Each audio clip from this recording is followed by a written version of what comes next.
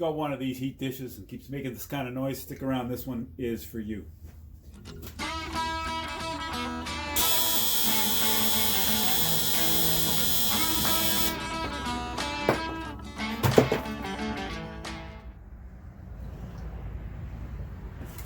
Oh, so these parabolic heaters, they have this mechanism in them so that if they go off balance, tip over, whatever, they alarm. And that's the noise that you hear, this rattling sound. When that happens, you straighten it back up, everything's fine. But if it doesn't, if it's like mine, that no matter what you do, this alarm keeps going off, don't throw it away. I'm going to show you how we're going to fix this up so that you can still use it. So on these parabolic dishes, they have a mechanism here on the bottom, underneath, and it moves around, spring loaded. This is the mechanism that sets off the alarm. Okay, I'm going to grab myself a Phillips screwdriver. We're going to take it apart. It's a cold day in the shop today. I got the heater on. I hope it's going to be all right after a while. Okay. I don't know. I've never taken one of these apart, so you guys are brand new with this as well with me. This is the mechanism. It's inside here. Just right in here. This thing. Right there. I can tell. I'm going to use that as a container and take the entire bottom off here. I don't know if this is the right way to do it. I'm going to do it anyway. Maybe I'm going to tell you right now. I shouldn't have to tell you. I've already unplugged it. Unplugged these things. I normally think that people just automatically do this stuff, but apparently not. So I have to warn you. Unplug it.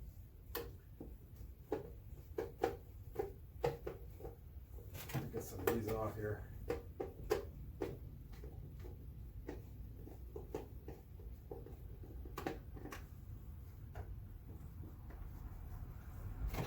There you go.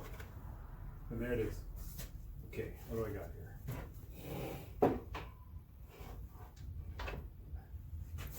Yeah, that looks like the switch there. It's spring loaded.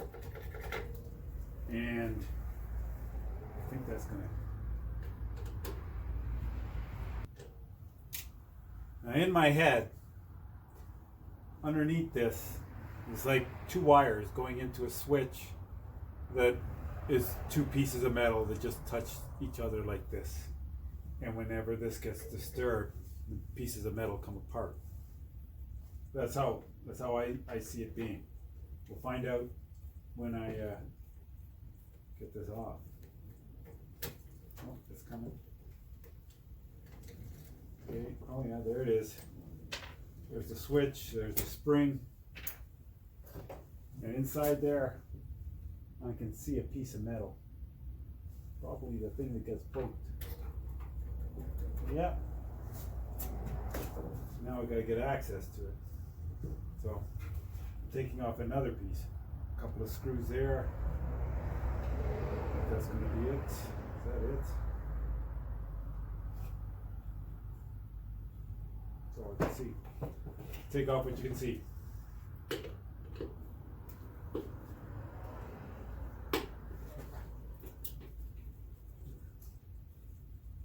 I've had this heater for ever.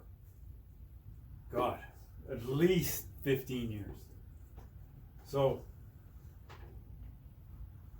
I suppose I could go out and buy another one that you could say thank you for your years of service. You've been great, but off you go. But it still works. It still provides a lot of heat. And I have this thing about throwing away things that still work. And if all I have to do is put a little bit of effort into this to keep it running, it's a good deal for me. screw right there too.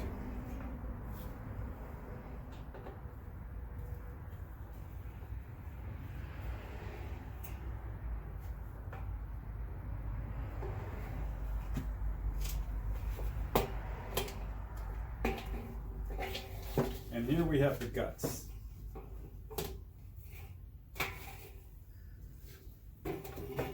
So I'll try and explain all this as we go.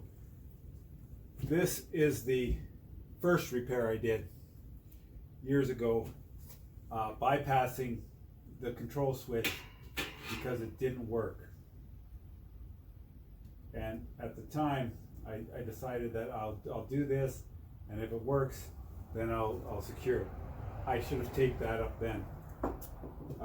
It's not too late. I'll tape it up now because you can see this switch here. I disconnected it. It was plugged in here and here, so that's disconnected. The burner element is still wired up, and so is the sensor. That's a temperature sensor, I think. If it overheats, it gets too hot, it'll shut itself down. So that switch is still functioning. But in here, this is the switch that we have a problem with. This switch here. See this spring here? I don't even hear it clicking on and off. But that's the switch that will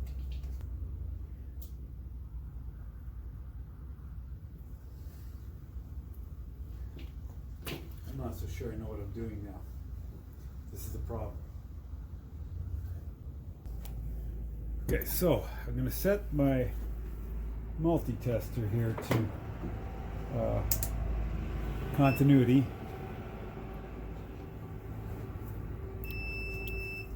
And it's working. And then I'm going to, on the two leads here,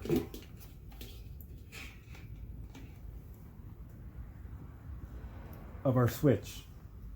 So right now there's nothing happening. See, that switch isn't doing anything. So I don't know if that's normally open or normally closed because I can't tell. The only thing I can do now is, if I plug it in, we're going to see if that's going to bypass the switch. I'm hoping it does. I'm hoping that that's all it's going to take. So let's see if this is going to heat up. And I'm going to be looking at it from underneath, so you may not see it. I can hear it humming.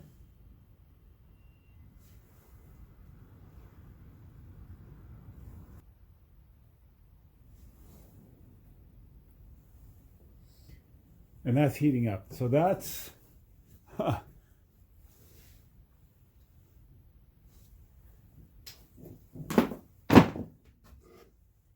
so I just, by simply unplugging it, I bypass this switch. So the last thing I want to do here now is make sure that none of these make contact with each other or touch any metal. So we're going to tape all those up and tape.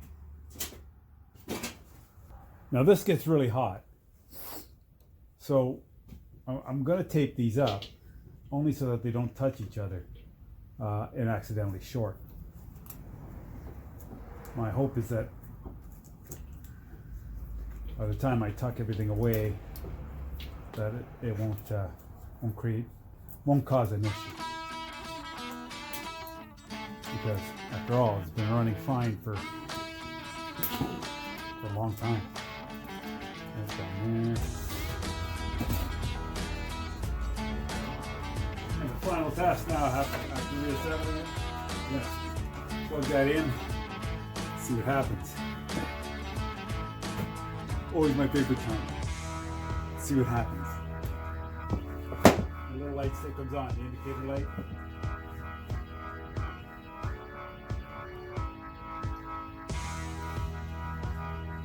God, it's cold, but that's okay.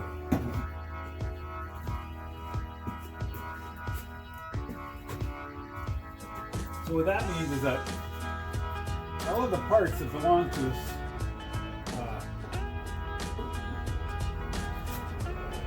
all of the parts that belong to that safety switch, we don't need them anymore. We're not going to use them. What that means is that you have to be diligent now with your heater, not to leave it unattended. Be aware of that, because now if you tip it or move it, it's not going to alarm. I'll tell you that. But my God, it sure throws a lot of heat. If you like this video, you give it a thumbs up. Thank you very much. Don't forget to like and subscribe. And check out the other videos that we got here on our jobs.